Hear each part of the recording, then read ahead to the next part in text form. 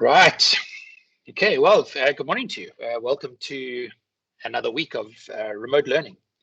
So what we're going to do today is we're going to tackle Learning Unit 5, which is for loops, crucial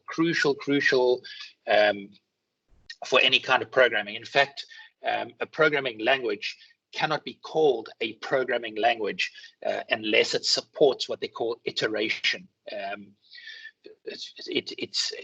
To be what they call Turing complete, it needs three characteristics. It sequences, so it runs from top to bottom, running a line at a time. It can do iteration, in other words, looping, and it can do conditional branching, in other words, an if this, then that, else that. So if a program does not do all three of those things, it's not an official language. That's why HTML, they call HTML how you build web pages.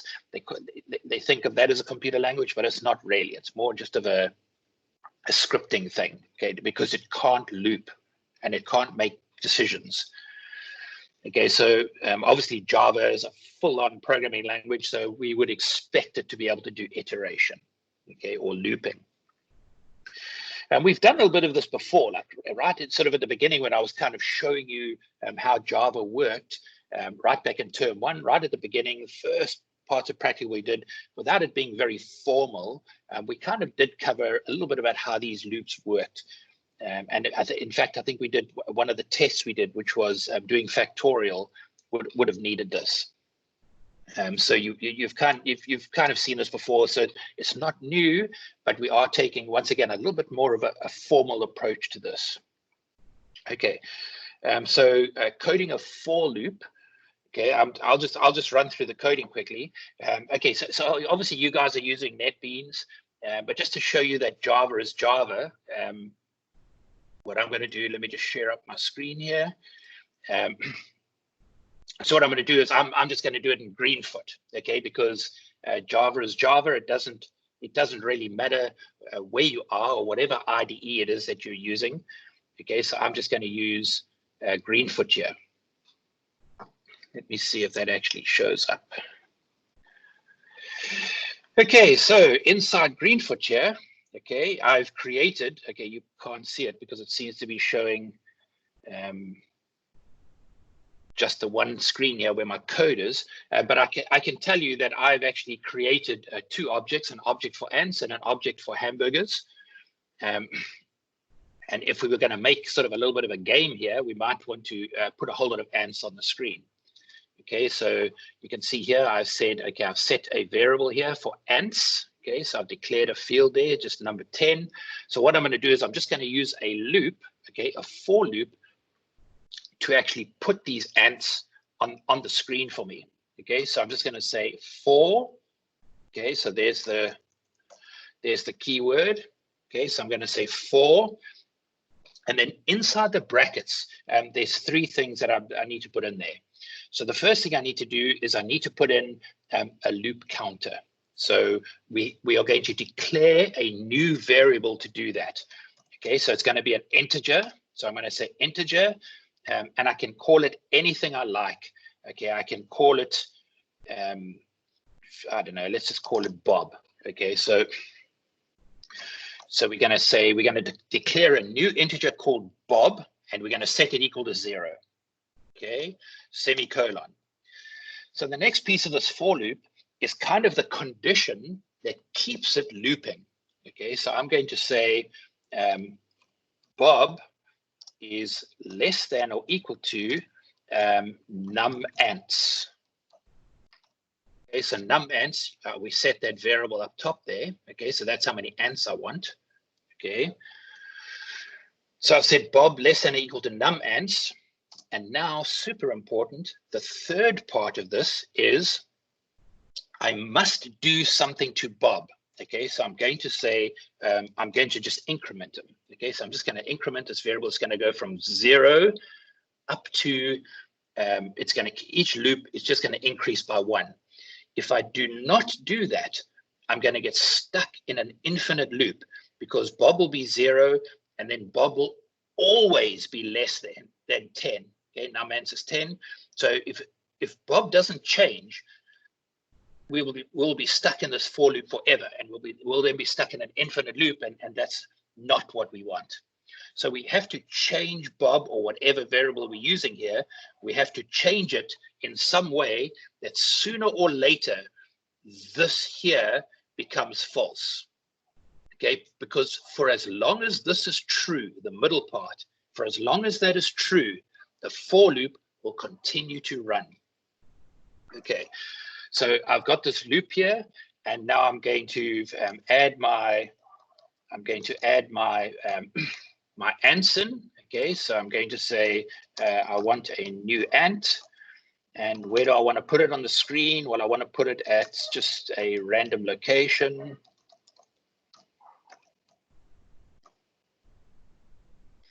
And the screen is 800 wide.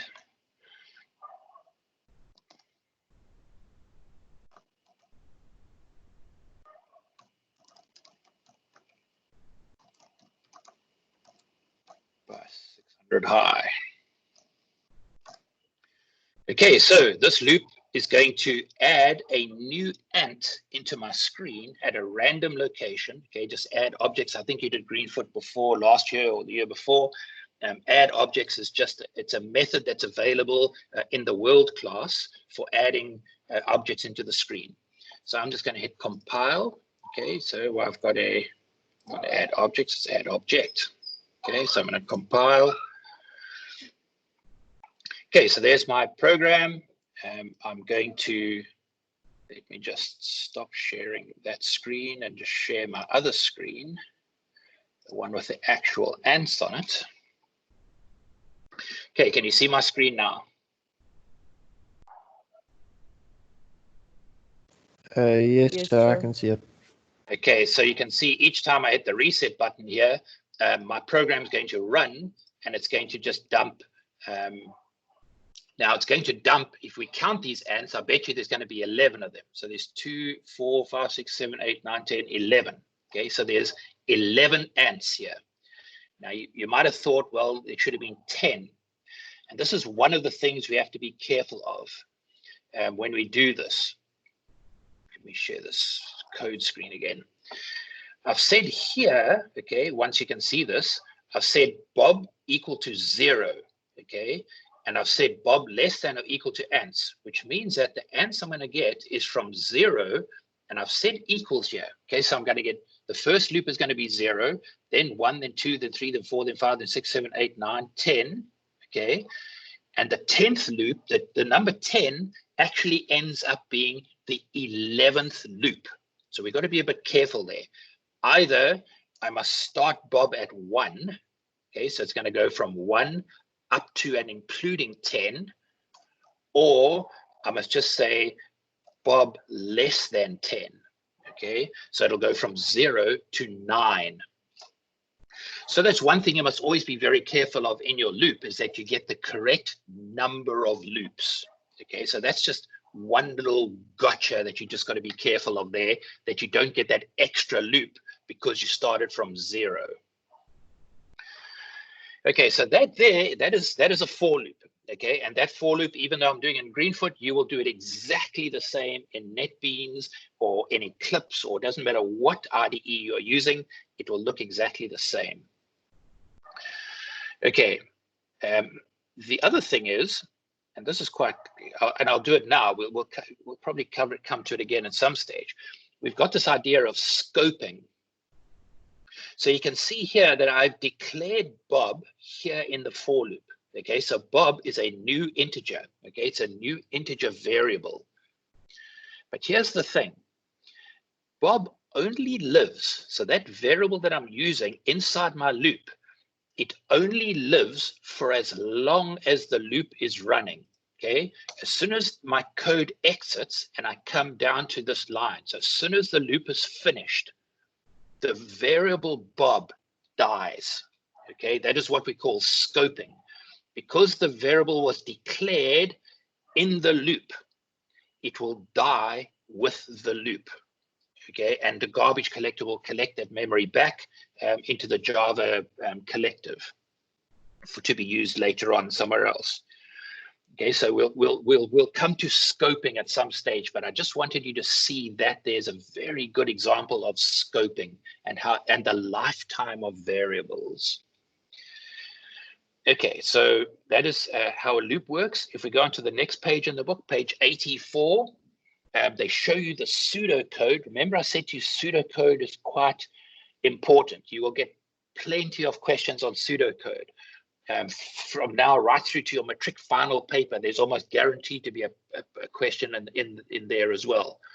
And they show you there how to do pseudocode for a for loop, okay, and what it looks like. Remember, pseudocode is not Java.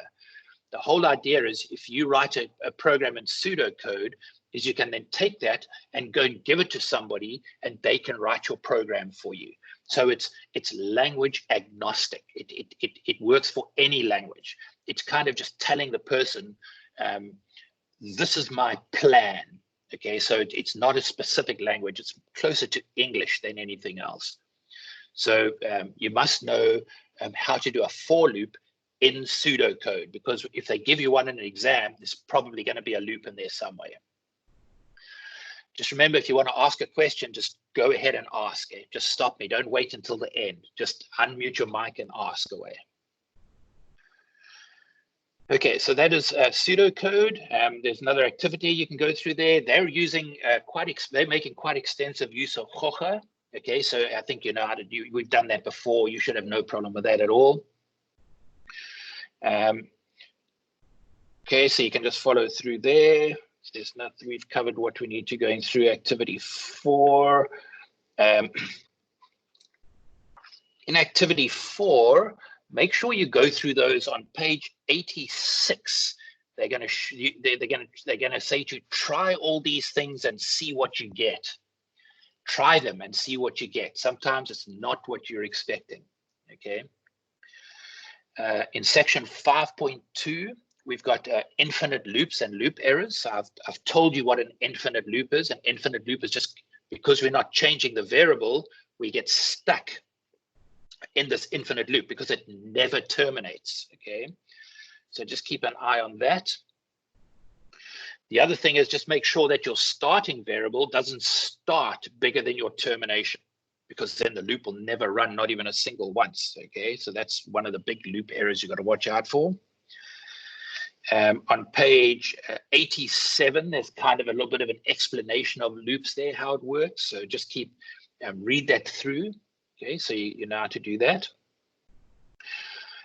On page 88, they show you how to represent a loop, a for loop, using a flow chart. Okay, and what you're actually using, it's kind of a combination. You'll see if we look at the one on page 88 there, you'll see the program starts at the top. So you've got start as an oblong box. Okay, then underneath that, you see we set the value of loop. Okay, there's an assignment there. We give it the value of 1. And then we hit the diamond shape. The diamond shape, that is asking the question. That's saying, is loop less than or equal to 5? Okay, if it is, it takes the true path and goes down and then eventually loops back again, back into the input. And it'll keep doing that until it does equal 5, in which case it'll then take the false route. Okay, and it'll then end. It'll take the end route. So you can see there that kind of looping structure in a flow chart. Okay, so just make sure you know how to do that. It's a combination between a process, a square block, and a diamond, a question. Okay. So that takes us through exercise 1 is fine. Okay, we're now on page 91. 5.4 in the last learning unit, we learned about pseudocode. And the other thing we learned about there, we learned about flowcharts as well. And so we've covered pseudocode and flowcharts here for the for loop. The next thing we need to talk about, and they explain it to you here, is a trace table. Is how does the trace table work for a loop? Now it's fairly self-explanatory, so I'm going to let you go through this on your own.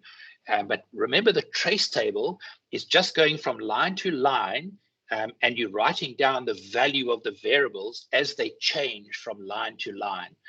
And you'll see when you get to a line, you actually end up looping back to an earlier line because your variable has not hit the exit criterion yet. So that's basically how the trace table works. You're going to end up with more lines, but blocks of them will be the same because you're like going through that same set of commands while you're inside the loop. So the trace table, pretty easy to understand. So you just kind of know how to do that. Okay, so the next thing is that you don't have to count forwards. Okay, so I went from 0 here to num_ants, right? So I could have actually gone the other way. I could have said I want to start at num_ants, okay, and I want to loop while Bob is greater than 0. Okay, so I'm going to go from num_ants, okay, which is 10, and I'm going to loop while Bob is greater than 0. And now I can't increase it. I must decrease it. Okay, so I can either say Bob minus minus, or I can say Bob equals Bob minus 1.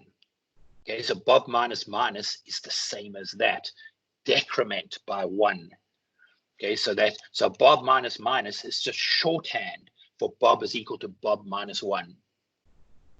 So this here will also give me 10 ants, okay, because the first time num_ants is 10, then it's 9, then 8, then 7, then 6, and it'll go all the way down to 1. And as soon as Bob is equal to 0, it will exit. It will not run that last one. So it'll run from 10 down to 1, and the same thing will happen. I will get 10 ants, okay, because the loop ran 10 times.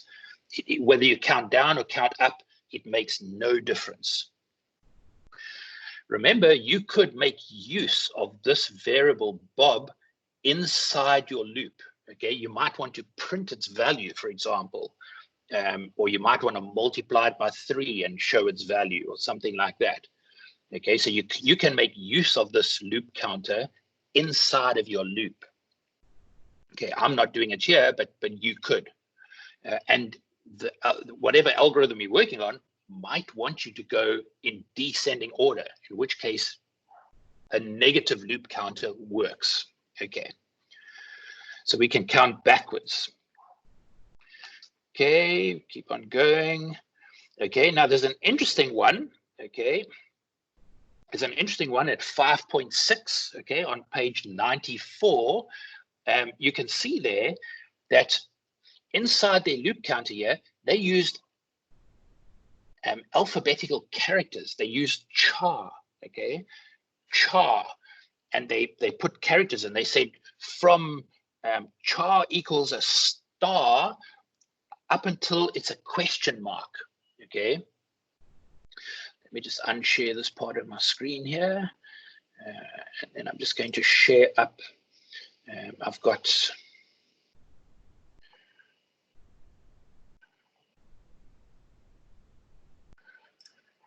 yeah, just take that down, Just give me a sec here to find the right screen for you.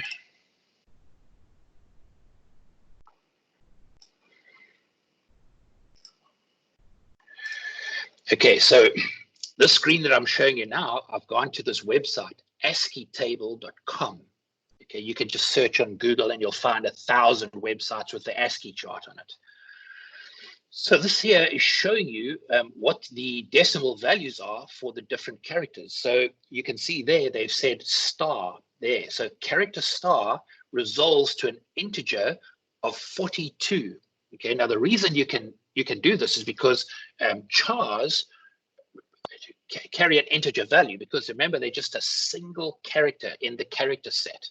So they are saying from star up until the question mark. Down over here, the question mark is 63. You can see it down there, question mark 63. So it's going to loop from 42 to 63. And you're going to see they're going to give you some other examples that will loop you from, say, capital A all the way to, say, little z or something like that. And you can use that kind of loop to print out these characters. So you can actually use the char as a loop counter as well, because ultimately it is an integer. It's just a single character. It's the integer representation of a character. So you can safely add to it. Okay, so the star plus 1 becomes the plus. And if I added another one, I'd get to there, which is the forward. I don't know what that is. It's too small for me to see. Then we got, it looks like a single inverted comma or something. Then the minus, then a full stop, then a forward slash, and then the 0. Each time I'm adding 1, I'm getting the next character in the sequence. So ASCIItable.com, useful site to go to. Okay, so try those examples there where they're using char as the counter or the char type as the counter. Okay, the next thing is I'm on page 96 now, at number 5.7, and you don't have to use 1 in the loop counter. Let's say, for instance, you want to print out the 2 times table, or you want just even numbers. Okay, then what you're going to do, instead of saying Bob plus plus, I'm talking about the incrementer now, you're going to say Bob equals Bob plus 2. Your counter, you're going to increment it by 2, not by 1. Okay, so you can use values of other than 1. You don't have to have your loop counter counting in 1s. It can count in 2s if you wanted even numbers, for example. In fact, you can count in 2s as well to get odd numbers. You just start from an odd number. Okay, so an odd number, and every second number after an odd number is still an odd number. Okay, so if you wanted even or odd numbers, a loop counter of 2 is good for that. And there will be examples of where you use loop counters other than 2 as well. So you don't have to use 1. You can use other than 1, and you can also subtract other than 1. Okay, it doesn't have to go count up. It can also count down. So you get quite a lot of flexibility there in that loop counter. Okay, so that's a loop control variable other than 1. Then in 5.8, they talk about computational thinking with loops. The whole idea with loops, and you'll be getting this idea, is that a loop helps you reduce the amount of code. Okay, so if you've got a repeating piece of code in your code, you can normally write a loop and have one piece of code that just loops a whole lot of times. Okay, think about Gr10 drawing a square. You're just going to have it move forward once, forward and turn right, and you're going to loop that 4 times because it's going to go forward, right, forward, right, forward, right, forward, right. If you do that 4 times, you get a square. So that's the computational thinking behind loops, is really to find the symmetry, look for the symmetry, look for the repeating pieces of code, and that will really help you. Remember, you can also have loops within loops. Okay, you can have a for loop, and inside that for loop, you can have a completely separate for loop doing something else. Okay, that often happens as well in things like sorting algorithms and that sort of thing. You're gonna pick a value of that you're sorting, and then you're gonna use a loop to go and find its position. Then the outer loop will find the next element, and you'll use an inner loop to find its position. So you're going to be looping within loops, and we'll do more of this as we are going along. Okay, so that's the computational thinking behind it.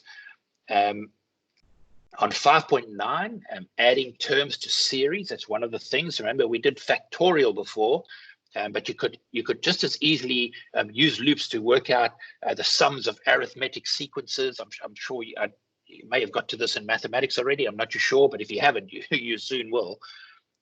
You could use this to work out, like, what's the sum of the first 5,000 terms of this particular arithmetic sequence or something. So loops are very, very good at that. Also calculating averages, okay, 5.10.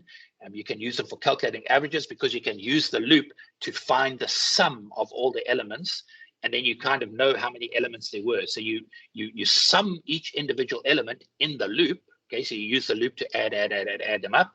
And then once you've got the total sum, you just divide by the number of loops you did, and that will give you the average.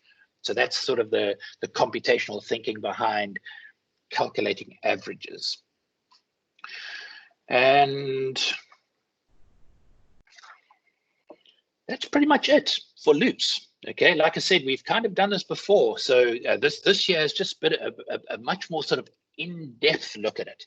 How to do the pseudocode for it, how to do the flow chart for it, how to think about it, what sort of variables can I use, counting up, counting down, using variables of more than one, etc., etc.